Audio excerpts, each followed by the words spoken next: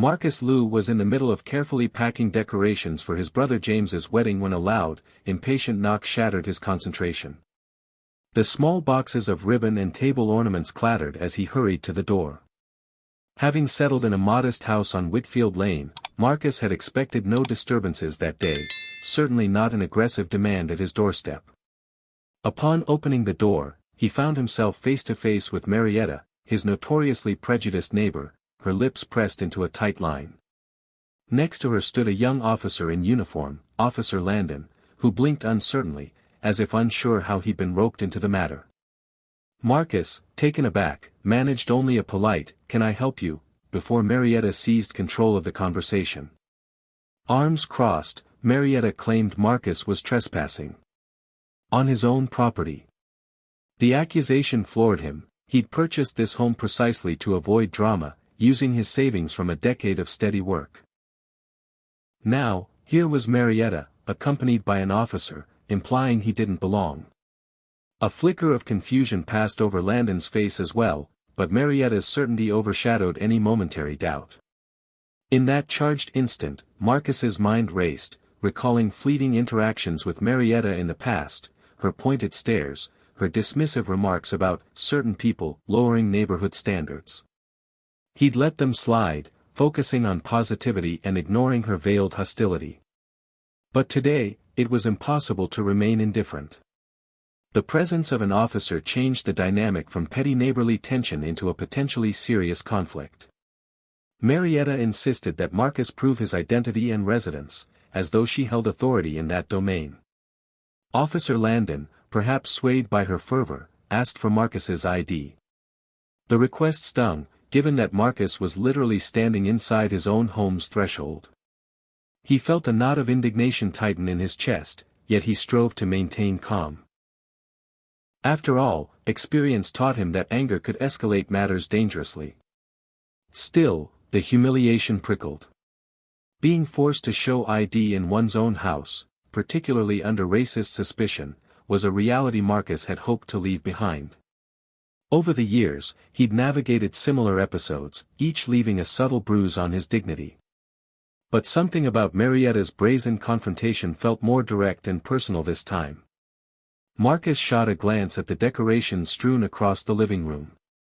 In mere days, James's wedding ceremony would take place, a celebratory milestone overshadowed now by this tension. Landon's expression revealed uncertainty, as if he questioned Marietta's motives. Yet the officer made no immediate move to side with Marcus. Instead, he listened to Marietta's exaggerated complaints about strangers and suspicious activity. Thus, the peaceful hush of Whitfield Lane gave way to an unexpected standoff in Marcus's entryway. Though outwardly calm, Marcus's thoughts churned. He realized that defending his right to be in his own home was only the beginning. This confrontation could unravel in unpredictable ways if he didn't handle it with steady resolve. Marietta glared at Marcus Liu, resolute in her absurd claim that he was trespassing on Whitfield Lane, the very street where he'd purchased his home. The tall, young officer Landon tried to appear authoritative, though the flicker of doubt in his eyes suggested he questioned Marietta's accusations. Standing on the threshold of his own living room, Marcus felt a churn of frustration mixed with disbelief. Marietta insisted that she'd witnessed someone lurking around the property, and that Marcus had to prove he belonged. Landon, perhaps unsure how to handle a scenario so blatantly contradictory, asked Marcus for identification. The request stung, but Marcus complied out of a desire to keep the situation calm. He stepped over to the small side table by the door, retrieving his wallet. "Here's my ID," he said evenly. "And here's my deed paperwork," he added, pulling out a folder. He always kept a copy of the deed accessible, albeit never expecting to use it as evidence in his own home. Marietta's eyes flicked over the documents with a sneer, as though she resented seeing her narrative crumble. Before Landon could fully register the proof, Marietta pivoted, switching tactics. "But how do we know these aren't fakes?" she asked. Her voice dripped condescension. Marcus silently cursed the misfortune of encountering someone so bent on twisting facts. He considered explaining how county records would confirm everything, only to recall that reason rarely prevails when prejudice is involved. Landon cleared his throat, scanning the paperwork. He looked from the address on the deed to the house number visible outside. "It matches," he murmured, half to himself. Yet Marietta refused to concede. She claimed illegal subleasing might be at play, suggesting Marcus was not the real owner but a cunning imposter. A flicker of irritation crossed Landon's face, though he didn't outright dismiss her speculation. Marcus forced himself to remain calm, though a spark of anger threatened to surface. "Ma'am," he said gently, addressing Marietta, "I'm the lawful homeowner here. You've known me for months. Why are you pretending otherwise?" She responded with a stony glare, referencing various elements in the neighborhood and how she wouldn't stand for sketchy individuals. Officer Landon appeared caught in the middle. On one hand, he had a neighbor pushing a narrative of trespassing and suspicious activity, on the other, a homeowner brandishing official proof of residence. Marcus sensed the officer might realize the hollowness of Marietta's claims. Yet fear of undermining a community figure like Marietta, rumored to have ties to the local homeowners board, kept him from outright dismissing her. In that tense moment, the living room loomed like a silent battleground. Marietta, arms folded, refusing to yield, Officer Landon, uncertain which direction to lean, and Marcus, braced for the confrontation's next step. The disarray from wedding decorations now mirrored the turmoil in his mind. Even though logic sided with him, prejudice lurked behind Marietta's unwavering stance, making it clear this dispute wouldn't end easily. Marcus inhaled slowly, willing himself to stay level-headed. After all, James's wedding day was near, and the last thing Marcus wanted was to overshadow it with a neighborhood fiasco fueled by ignorance and bigotry.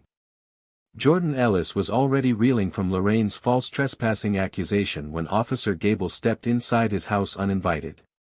The sudden intrusion on Greenfield Drive, the place Jordan had called home for nearly a year, rocked him. Before Jordan could process the officer's presence, Gable barked for him to produce some identification or face detainment. The demand carried an edge of authority that Jordan suspected was meant to intimidate. In the corner of the room, amidst half-wrapped gifts for Winston's upcoming wedding, stood Lorraine, wearing a triumphant smirk. Her phone was raised, camera lens aimed at Jordan's every move. Jordan recognized that expression. She aimed to twist reality, collecting evidence that might paint her as the victim. Refusing to let adrenaline undermine his composure, Jordan took a measured breath, affirming his right to be in his own home. Politely but firmly, Jordan told the officer, "You need a warrant or explicit cause to search my property." Gable sneered in response, doubling down on the notion that Jordan was suspicious. Lorraine chimed in, referencing past incidents that had never actually occurred, fueling the officer's suspicion. The tension soared. Jordan felt anger burn in his chest, but he forced himself to remain calm. He'd spent countless hours studying constitutional rights, determined not to be cornered by intimidation or false narratives. Lorraine's phone beeped, capturing Jordan's slight movement as he reached for his wallet. Fearful that the footage might be taken out of context, he paused. Gable noticed the hesitation and seized upon it, raising an eyebrow as though to suggest Jordan was resisting or hiding something.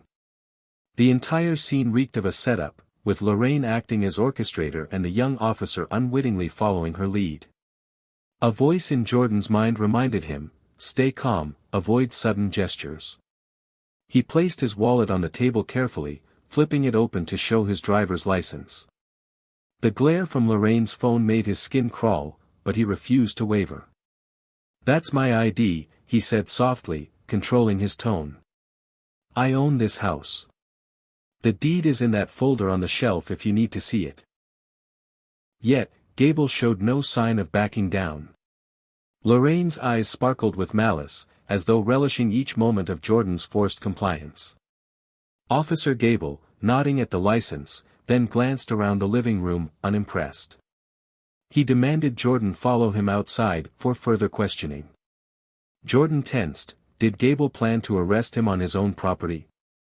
Steeling himself, Jordan reaffirmed his boundaries.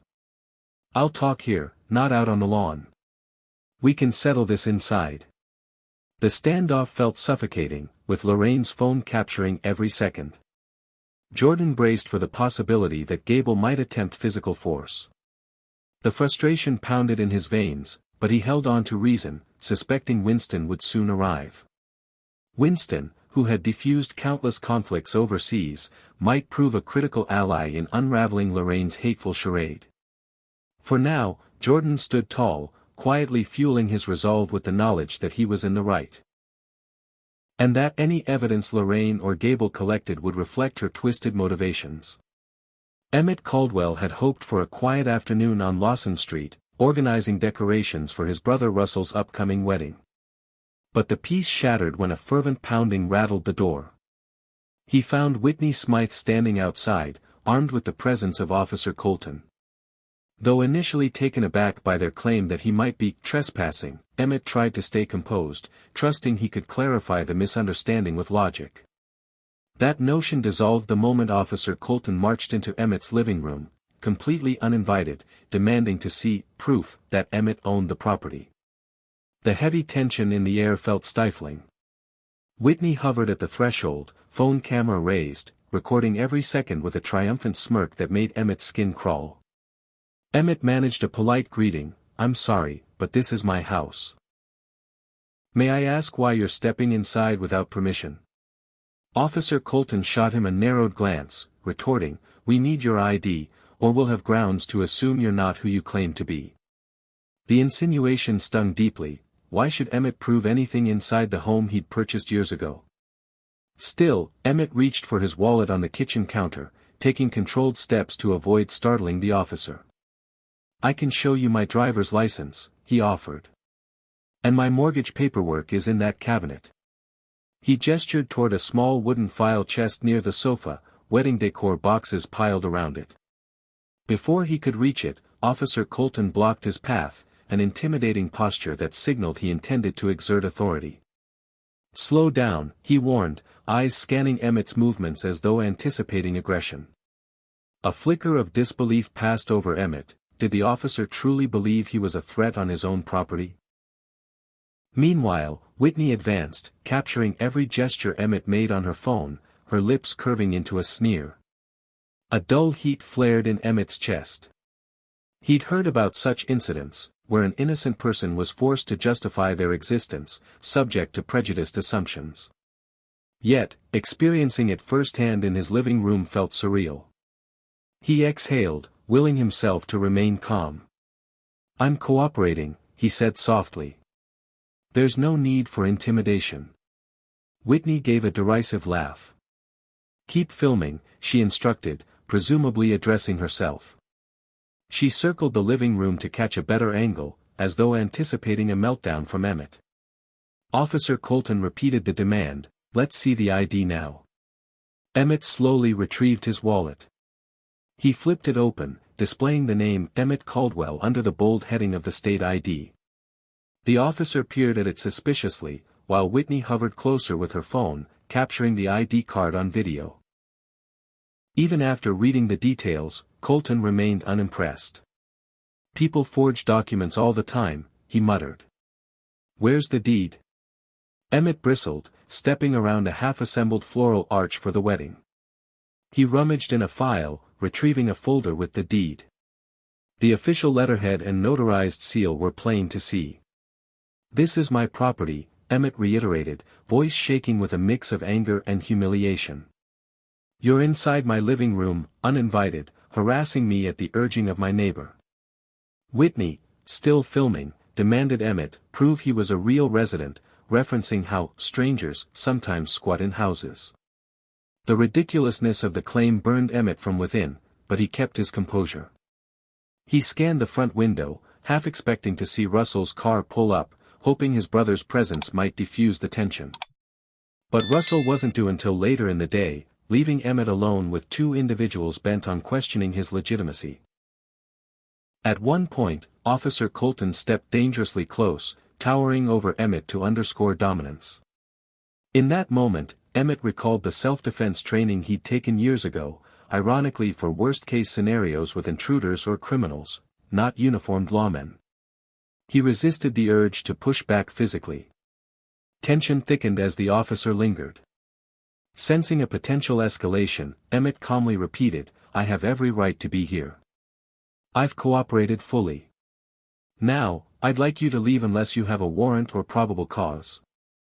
The officer let out a snort, turning to Whitney as if to confirm something. She nodded, scorn radiating from her posture. The entire standoff hinged on them wanting Emmett to crack, maybe lash out or appear hostile so they could twist the footage. But Emmett had no plans to fulfill their expectations. Instead, he held his ground, intentionally slow breathing to keep adrenaline in check. The wedding supplies scattered around the floor served as a stark reminder of why he needed to keep the situation from spiraling. A big family event was mere days away, and the last thing he wanted was a legal fiasco overshadowing it.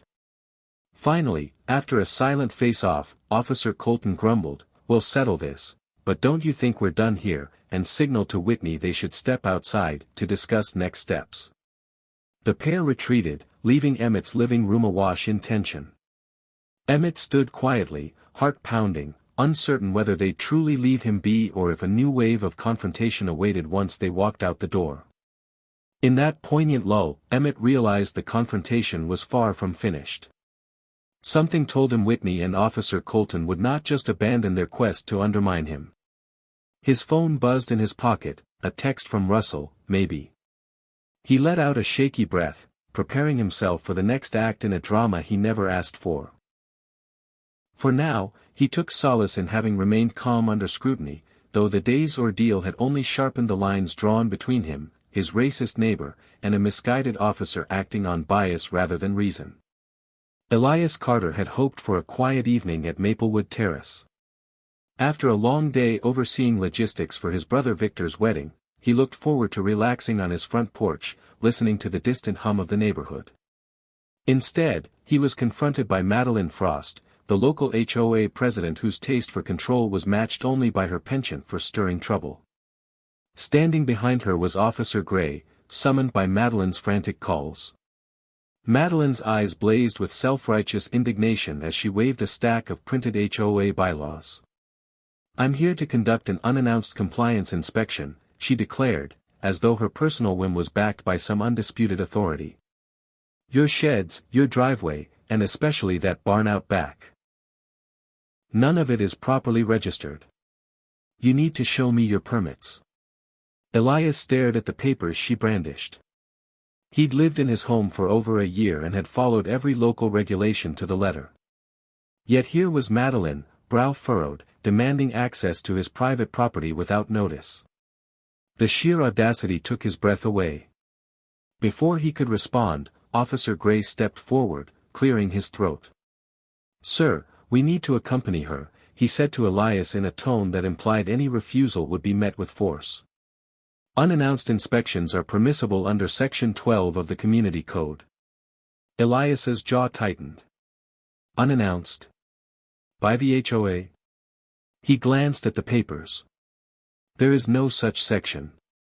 And even if there were, you can't just step onto my property without consent, or a warrant.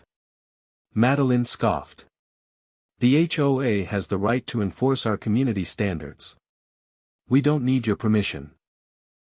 She offered Gray a triumphant smile, as if she'd orchestrated the entire scenario. Officer Gray looked uncertain. He glanced at Elias, then back at Madeline. "Ma'am, typically we inform residents of inspections in advance," he said, trying to mediate. "But if the HOA insists." Madeline snapped. "I will not tolerate secret structures and unapproved decorations. Now, open your gate." Elias folded his arms. "I'll show you every permit you like, but you're not coming inside. If you think there's a problem, follow the proper procedures, file a formal complaint, and we'll schedule a time." Officer Gray shifted uncomfortably. "Ma'am, perhaps we should," he trailed off under Madeline's glare. She planted her hands on her hips. "This is an emergency inspection," she declared. "I will not wait another moment." Elias recognized how far she was willing to push. He'd faced down far fiercer opponents in the ring than this self-appointed enforcer. Still, this was his home, and he wouldn't be bullied. Taking a deep breath, he stepped toward Madeline, his posture calm but resolute. "I'm going to record this," he said, pulling out his phone. "Every step of this so-called inspection is going on camera." He tapped the record button and held it up, ensuring the lens captured both Madeline's triumphant face and Gray's conflicted expression. Madeline bristled. "Stop that. You can't film this," she protested. Officer Gray took a step back. "Sir, you're allowed to record on your own property," he said quietly. "Let's just do this by the book." Realizing the tide was shifting, Madeline's bravado faltered. "Very well," she spat, handing Officer Gray her papers. "But I expect you to verify every unregistered structure. I will be back." With that, she stormed off toward the back gate, leaving Gray to offer Elias a sheepish apology. "I'm sorry you had to go through this," Gray said. "I'll look into whether these inspections are actually sanctioned." Elias nodded, lowering his phone. "Thank you," he replied, though his mind raced. The incident had exposed how thin the veneer of community harmony could be when one person decided to weaponize HOA rules. He pocketed his phone and walked inside, determined to prepare for whatever next move Madeline might make, and to remind himself that calm resolve and clear evidence were the best defenses against unchecked authority. After the unannounced inspection fiasco, Darius Blake thought he'd heard the last of Ruth Pendleton's vendetta. Yet a few nights later, as he settled into his armchair with a novel, the shrill ring of his phone cut through the silence. He recognized the caller ID, Ruth's number. Before he could press ignore, her panicked voice blared through the speaker. "He's in my yard again." Ruth screamed. "I don't feel safe. This is harassment." She insisted that Darius was loitering on her property and had made threats. Confused, Darius asked for specifics, but Ruth launched into a litany of claims, none of which made sense. He calmly reminded her that his property was clearly marked and that he lived there. "You're the one trespassing, madam," he said. Ruth, however, had already dialed 911. When the dispatcher picked up, she painted a dire scenario: "A strange man is stalking me, claiming to be my neighbor, but I don't recognize him. He's aggressive and won't leave." She even hinted at a dark past, suggesting Darius might be a criminal in disguise. The dispatcher assured her that police would respond but also asked for her address and details. Within minutes, a patrol car rolled onto Oak Ridge Commons' quiet cul-de-sac. Officer Carmichael stepped out, clipboard in hand. He approached Darius's front gate, calling out, "Sir, I have a report of suspicious behavior. Can you step out and explain?" Darius, still calm, emerged and greeted the officer. "What's this about?" he asked politely. Officer Carmichael explained Ruth's allegations, looking between Darius and the phone. Darius listened and then offered his side. "I'm a homeowner here, sir. My name is Darius Blake. You can see my address on my driver's license." He handed over his ID. The officer glanced at the license, then peered at the house numbers. "Yes, this matches," he said. "Do you know why Ms. Pendleton would call us about you?" Darius shook his head. "We had a disagreement about an inspection, but I've been nothing but courteous. I haven't set foot on her lawn." He recounted the prior HOA incident, describing how Ruth had attempted to conduct a surprise inspection. The officer listened, eyebrows raised. Meanwhile, a few neighbors stepped outside, curious.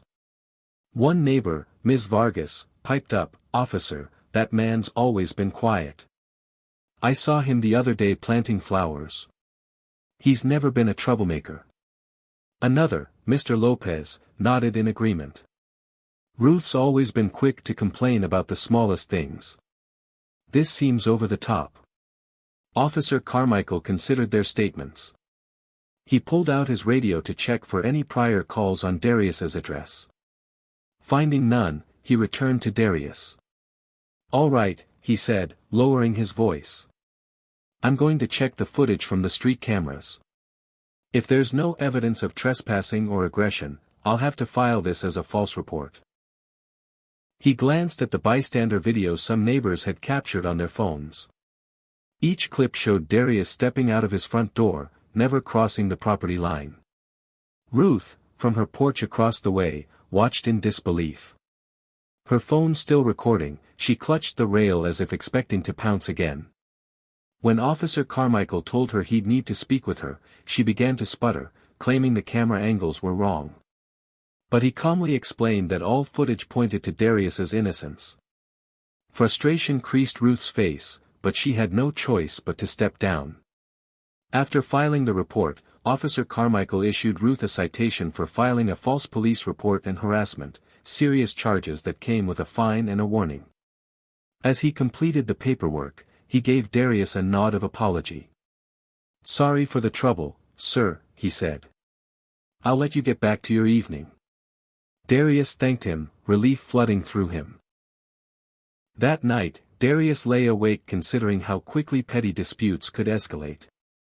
One minute he was rearranging wedding decor, the next, he faced accusations of stalking. Yet, through it all, his composure and willingness to document each incident had protected him. He thought of his brother, Marcus, who'd stood by him when Ruth first confronted him. Darius resolved to remain vigilant. This was his home, and he wouldn't let anyone's prejudice or pettiness drive him away. After the citation for a false police report and harassment, Evelyn Carter found herself facing the possibility of real legal consequences. The fallout echoed through Cedarview Commons, a once tranquil enclave where petty HOA squabbles now gave way to genuine fear of repercussions.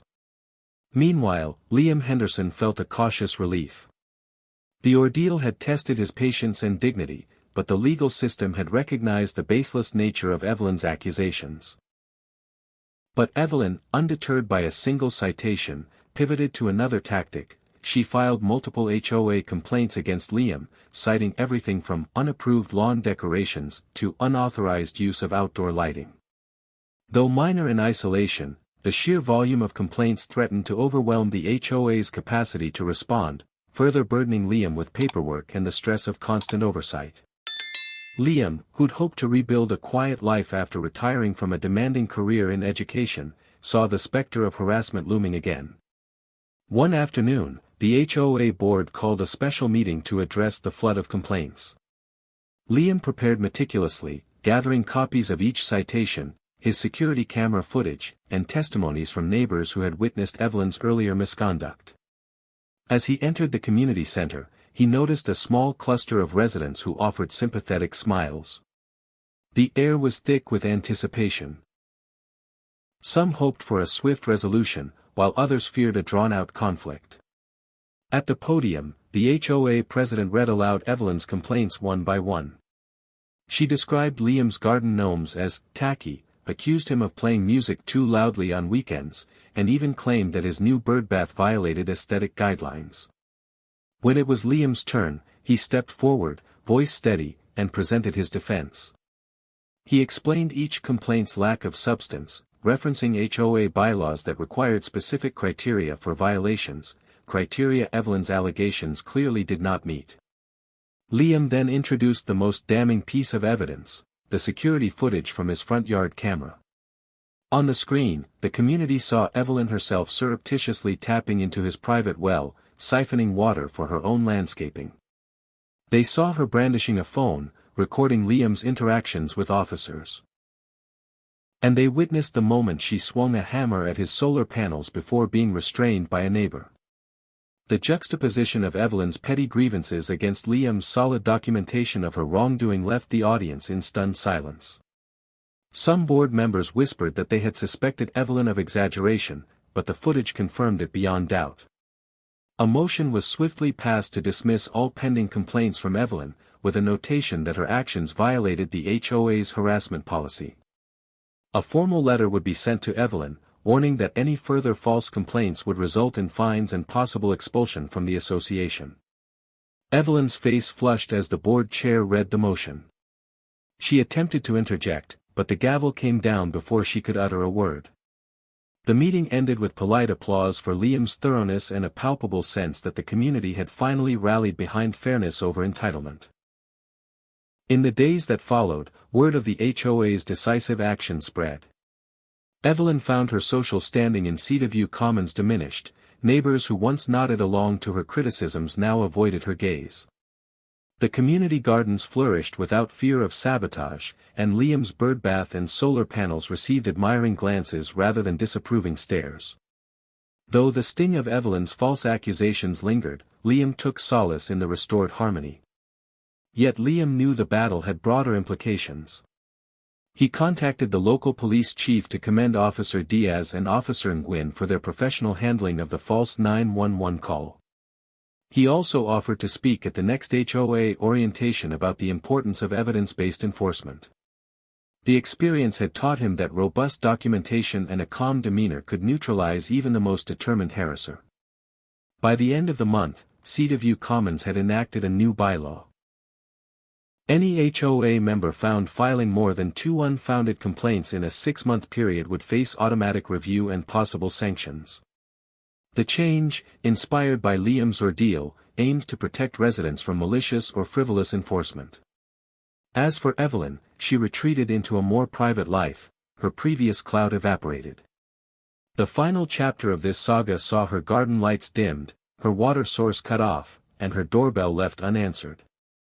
Meanwhile, Liam resumed his peaceful routine, tending to his solar panels, practicing his saxophone by the patio, and looking forward to his brother Milo's wedding, secure in the knowledge that justice and community solidarity had prevailed.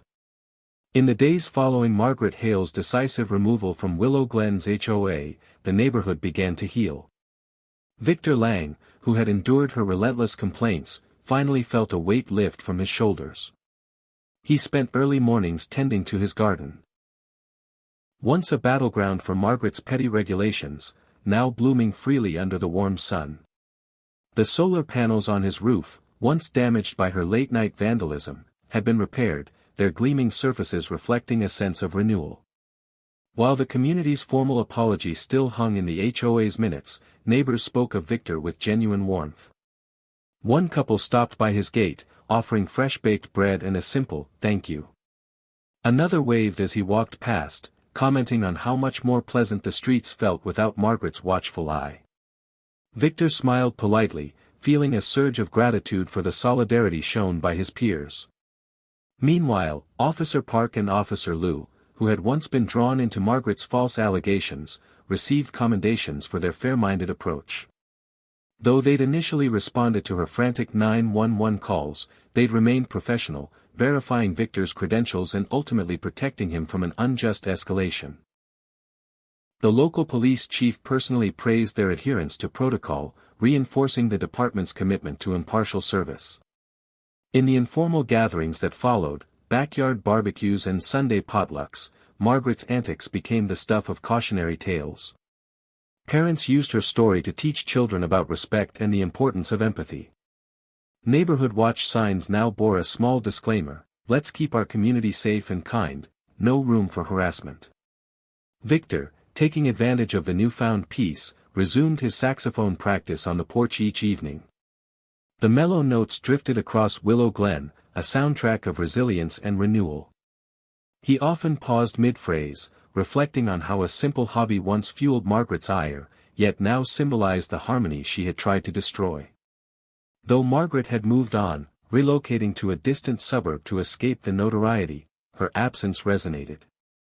Willow Glen residents felt both relief and a renewed sense of unity.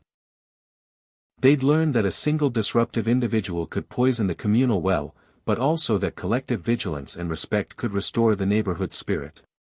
For Victor, the experience had been both challenging and instructive.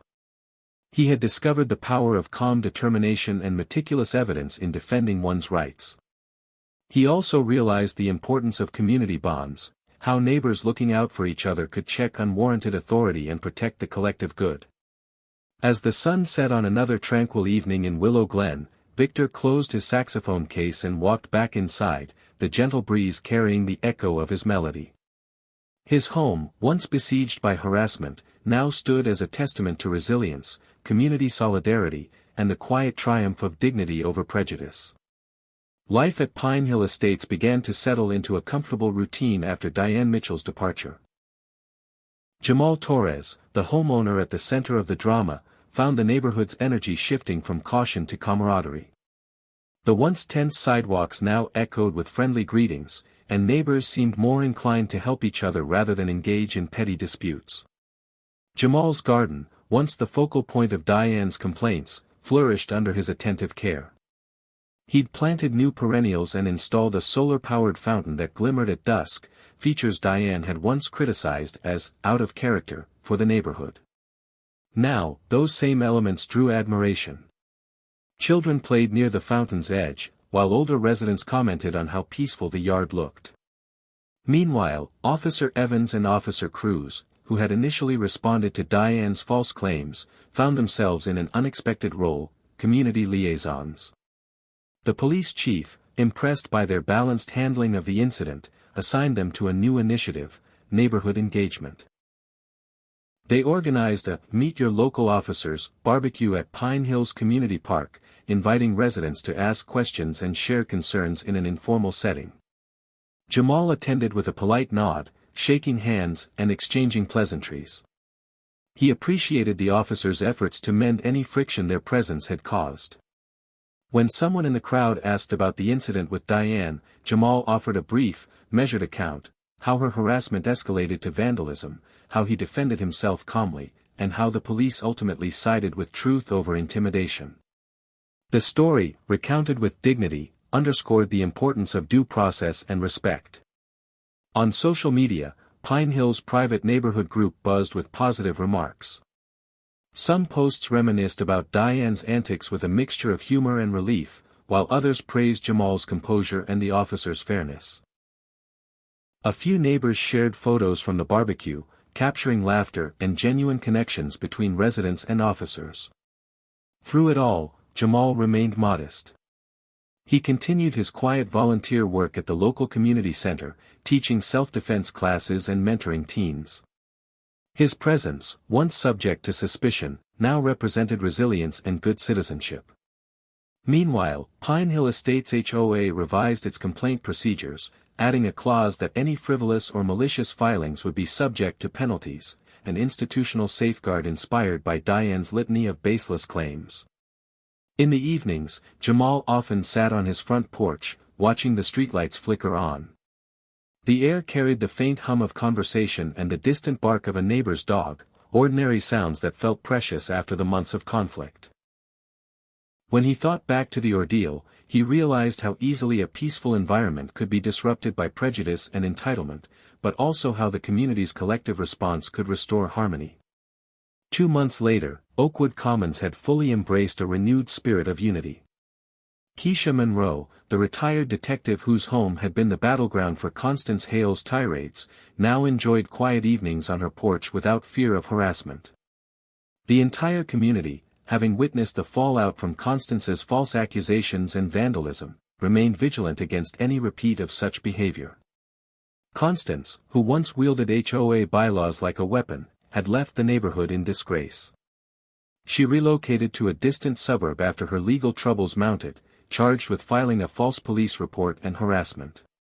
The once dominant voice on the HOA board was silenced, and the community garden she'd once derided as messy now thrived under new stewardship.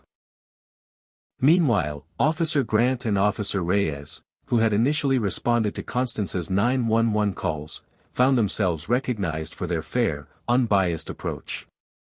Their conduct during the incident had been highlighted as exemplary, demonstrating that officers could uphold the law without succumbing to prejudice.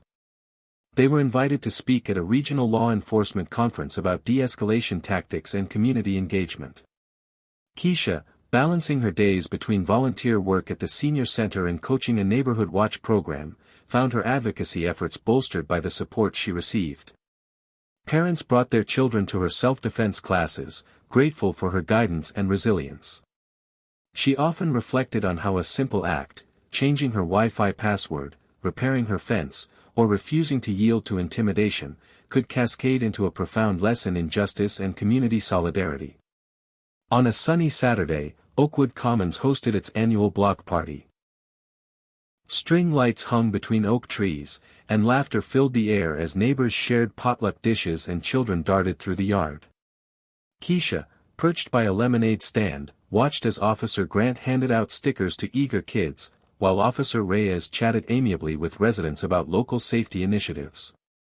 The scene encapsulated the transformation. Once, these officers had been drawn into a needless confrontation, now, they were integral parts of a vibrant, cohesive neighborhood.